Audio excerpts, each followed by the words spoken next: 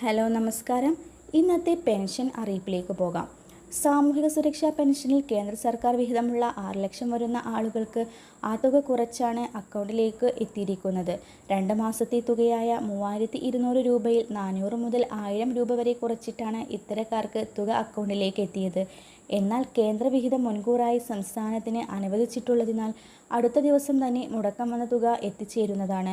കേന്ദ്ര വിഹിതം കേന്ദ്ര സർക്കാർ ഉദ്യോഗസ്ഥരാണ് വിതരണം ചെയ്യുന്നത്. ഗുണഭോക്താക്കളുടെ ആധാർ അധിഷ്ഠിതമായിട്ടുള്ള ബാങ്ക് അക്കൗണ്ടിലേക്കായിരിക്കും തുക എത്തിച്ചേരുക.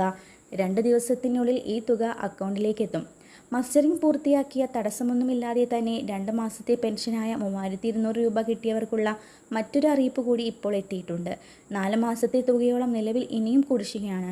6400 രൂപയാണ് ഓരോ പെൻഷൻ ഗുണഭോക്താവിനും ലഭിക്കാനുള്ളത്. സംസ്ഥാനത്തിന്റെ വായ്പ പരിധിയിൽ നിന്ന് 3000 കോടി രൂപ കടമെടുക്കാനാണ് മുൻകൂർ അനുമതി കേന്ദ്ര ഗവൺമെന്റ് നൽകിയിരുന്നത്. 5000 കോടി രൂപയാണ് കേരളം മുമ്പ് ആവശ്യപ്പെട്ടിരുന്നത്.